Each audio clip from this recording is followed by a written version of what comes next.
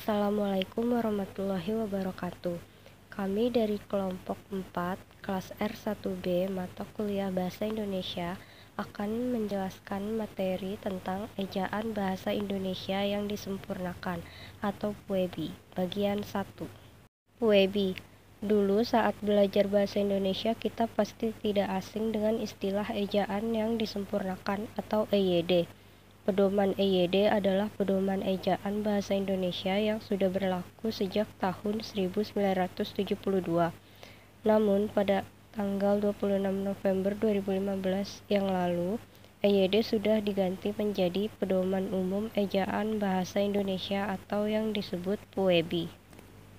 A. Penulisan huruf. Yang pertama ada huruf abjad. Abjad yang dipakai dalam ejaan Bahasa Indonesia terdiri atas A, B, C, D, E, F, G, H, I, J, K, L, M, N, O, P, Q, R, S, T, U, V, W, X, Y, dan Z. Dalam abjad itu terdapat 5 huruf vokal, yaitu A, I, U, E, O. Sisanya 21 huruf adalah huruf konsonan. Diagram sebanyak 4 pasang, yaitu KH, NG, NY, dan SY. Ada juga gabungan 2 vokal yang disebut diftong. Diftong terjadi jika 2 vokal berurutan harus dalam satu suku kata menciptakan bunyi luncuran atau berubah kualitasnya, yang berbeda dengan lafal bunyi aslinya. Huruf-huruf diftong itu adalah ai, au, oi. Lalu ada huruf kapital. Yang pertama, huruf kapital dipakai sebagai huruf pertama awal kalimat.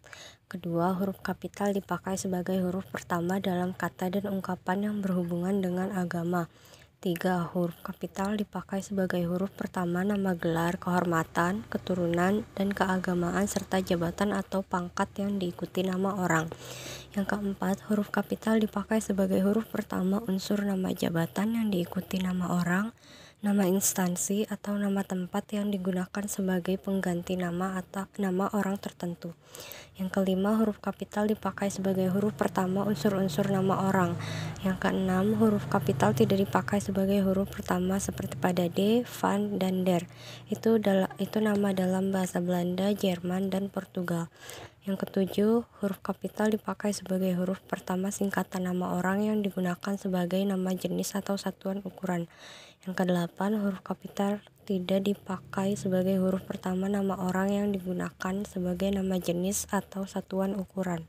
Kesembilan, huruf kapital dipakai sebagai huruf pertama nama bangsa, suku bangsa, dan bahasa. 10. Huruf kapital tidak dipakai sebagai huruf pertama nama bangsa, suku, dan bahasa yang digunakan sebagai bentuk dasar kata turunan. Yang ke-11, huruf kapital dipakai sebagai huruf pertama nama tahun, bulan, hari, dan hari raya. 12. Huruf kapital dipakai sebagai huruf pertama unsur-unsur nama peristiwa sejarah. 13. Huruf kapital tidak dipakai sebagai huruf pertama peristiwa sejarah yang tidak digunakan sebagai nama. 14. Huruf kapital dipakai sebagai huruf pertama unsur-unsur nama dari geografi. 15. Huruf kapital dipakai sebagai huruf-huruf pertama unsur-unsur nama geografi yang diikuti nama diri geografi. Ke-16, huruf kapital dipakai sebagai huruf pertama nama diri atau nama diri geografi jika kata yang mendahuluinya menggambarkan kekhasan budaya. 17. Huruf kapital tidak dipakai sebagai huruf pertama unsur geografi yang tidak diikuti oleh nama diri geografi. Yang ke-18, huruf kapital tidak dipakai sebagai huruf pertama nama diri geografi yang digunakan sebagai penjelas nama jenis. 19. Huruf kapital dipakai sebagai huruf pertama semua unsur dari nama resmi negara, lembaga ketatanegaraan, badan, dan nama dokumen resmi, kecuali kata tugas seperti dan, oleh, atau, dan untuk. 20. Huruf kapital tidak dipakai sebagai huruf pertama kata yang bukan nama resmi negara, negara, lembaga resmi, lembaga ketatanegaraan, badan, dan nama dokumen resmi. 21. Huruf kapital dipakai sebagai huruf pertama setiap unsur bentuk ulang sempurna yang terdapat pada nama lembaga resmi, lembaga ketatanegaraan, badan, dokumen resmi, dan judul karangan. Lalu huruf kapital dipakai sebagai huruf pertama semua kata, termasuk semua unsur kata ulang disempurna di dalam judul buku, majalah, surat kabar, dan makalah, kecuali kata tugas seperti di, ke, dari, dan, yang, dan untuk yang tidak terletak pada posisi awal. Huruf kapital dipakai sebagai huruf pertama unsur singkatan nama gelar, pangkat, dan sapaan. Lalu huruf kapital dipakai sebagai huruf pertama kata petunjuk hubungan kekerabatan seperti bapak, ibu, saudara, kakak, adik, dan paman yang digunakan dalam penyapaan atau pengacuan. Lalu huruf kapital dipakai sebagai huruf pertama kata petunjuk hubungan kekerabatan seperti bapak, ibu, saudara, kakak, adik, dan paman yang digunakan dalam penyapaan atau pengacuan. Yang ke-25, huruf kapital tidak dipakai sebagai huruf pertama kata petunjuk hubungan kekerabatan yang tidak digunakan dalam pengacuan atau penyapaan. Lalu yang terakhir, huruf kapital dipakai sebagai huruf pertama kata Anda yang digunakan dalam penyapaan. Yang ketiga ada huruf miring. Satu huruf miring dipakai untuk menuliskan judul buku, nama majalah, atau nama surat kabar yang dikutip dalam tulisan, termasuk dalam daftar pustaka. Yang kedua, huruf miring dipakai untuk menegaskan atau mengkhususkan huruf, bagian kata, atau kelompok kata dalam kalimat. 3. Huruf miring dipakai untuk menuliskan kata atau ungkapan dalam bahasa daerah atau bahasa asing. Lalu yang keempat, ada huruf tebal. Satu huruf tebal dipakai untuk menegaskan bagian tulisan yang sudah ditulis miring. 2. Huruf tebal dapat dipakai untuk menegaskan bagian-bagian karangan seperti judul buku, bab, atau subbab. Yang pertama ada kata dasar. Kata yang berupa kata dasar ditulis sebagai satu kesatuan. Misalnya, virus komputer dapat kita musnahkan. Yang kedua, kata turunan. Imbuhan, awalan, sisipan, akhiran ditulis serangkai dengan bentuk dasarnya. Misalnya A mengunduh, B diretaskan. Imbuhan dirangkaikan dengan tanda hubung jika ditambahkan pada bentuk singkatan atau kata dasar yang bukan bahasa Indonesia. Misalnya 1. Di SMS-kan. 2. Mengupgrade. B. Jika bentuk dasarnya berupa gabungan kata, awalan atau akhiran ditulis serangkai dengan kata yang langsung mengikuti atau mendahulinya. Misalnya 1. Bekerja sama. 2. Sebarluaskan. C. Jika bentuk dasar yang berupa gabungan kata mendapat awalan dan akhiran sekaligus, unsur gabungan kata itu ditulis serangkai. Misalnya, 1. Menyebarluaskan, 2. Pertanggungjawaban. D. Jika salah satu unsur gabungan kata hanya dipakai dalam kombinasi, gabungan kata itu ditulis serangkai. Misalnya, adipati, dwiwarna, paripurna, aerodinamika, ekawarna, poligami, antar kota, ekstrakurikuler, pramuniaga, antibiotik, infrastruktur, prasangka, inkonvensional, Purwirna audiogram, kosponsor, sabtakrida, awahama, mahasiswa, semi-profesional, bikarbonat, mancanegara. Catatan 1. Jika bentuk terikat diikuti oleh kata yang huruf awalannya huruf kapital, tanda hubung, strip tanda hubung digunakan di antara kedua unsur itu. Misalnya A. Non, strip Indonesia. B. Pan, strip Afrikanisme. C. Pro, strip Barat. 2. Jika maha sebagai unsur gabungan merujuk kepada Tuhan yang diikuti oleh kata berimbuhan, gabungan itu ditulis terpisah dan unsur-unsurnya dimulai dengan huruf kapital. Misalnya A. Marilah kita bersyukur kepada Tuhan yang Maha Pengasih. B. Kita berdoa kepada Tuhan yang Maha Pengampun. 3. Jika kata maha sebagai unsur gabungan merujuk kepada Tuhan dan diikuti oleh kata dasar kecuali kata esa, gabungan itu tulis dengan serangkai. Misalnya A. Tuhan yang Maha Kuasa menentukan arah hidup kita. B. Mudah-mudahan Tuhan yang Maha Esa melindungi kita. 4. Bentuk-bentuk terikat dari bahasa asing yang diserap ke dalam bahasa Indonesia seperti pro, kontra, dan anti dapat digunakan sebagai bentuk dasar. Misalnya A. Sikap masyarakat yang pro lebih banyak daripada kontra. B. Mereka memperlihatkan sikap anti terhadap kejahatan. 5. Kata tak sebagai unsur gabungan dalam peristilahan ditulis serangkai dengan bentuk dasar yang mengikutinya, tetapi ditulis terpisah jika diikuti oleh berimbuhan. Misalnya A. Tak laik terbang. B. Tak tembus cahaya. 3. Kata bentuk ulang. Bentuk ulang ditulis dengan menggunakan tanda hubung di antara unsur-unsurnya. Misalnya sistem, strip sistem. Gambar, strip gambar. Catatan, 1. Bentuk ulang gabungan kata ditulis dengan mengulang unsur pertama saja. Misalnya surat kabar, surat kabar. Kapal barang, kapal barang. Bentuk ulang gabungan kata yang unsur keduanya adjektif ditulis dengan mengulang unsur pertama atau unsur keduanya. Kekanak-kanakan perundang-undangan. 4. Gabungan kata. Unsur gabungan kata yang lazim disebut kata majemuk ditulis terpisah, misalnya model linear kambing hitam, orang tua, persegi panjang, mata pelajaran, rumah sakit, umum, meja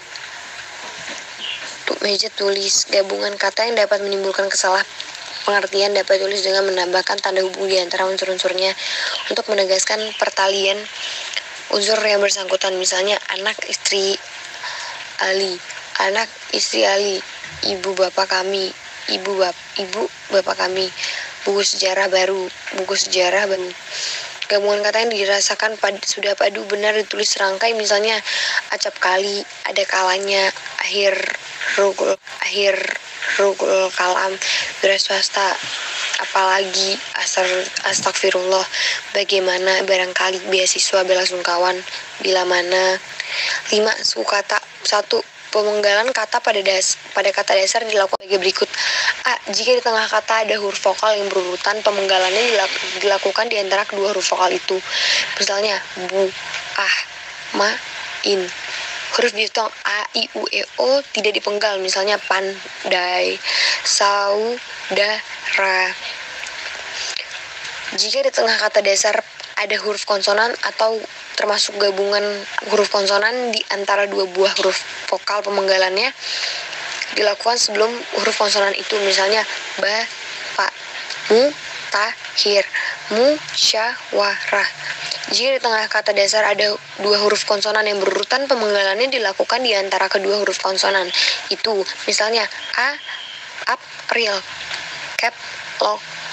Jika di tengah kata dasar ada 3 huruf konsonan atau lebih, masing-masing melambangkan satu bunyi, pemenggalannya dilakukan di antara huruf konsonan yang pertama dan huruf konsonan yang kedua.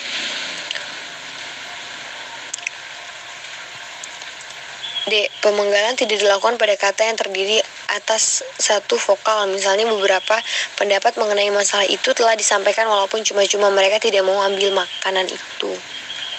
3. Jika sebuah kata terdiri atas unsur atau lebih dan salah satu unsurnya itu dapat bergabung dengan unsur lain, pemenggalannya dilakukan di antara unsur-unsur itu. Tiap-tiap unsur gabungan itu dipenggal seperti pada kata dasar, misalnya biografi,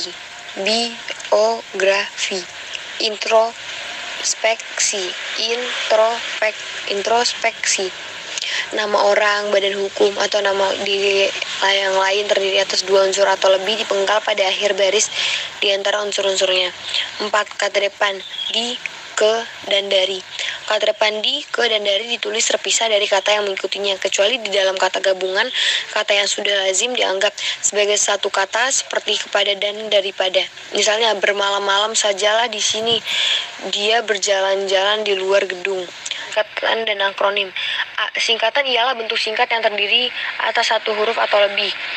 1. Singkatan nama orang, nama gelar, sapaan, jabatan, atau sepangkat. Diikuti dengan tanda titik di belakang tiap-tiap singkatan itu. Misalnya, A. H. Nasution, Abdul Haris Nasution.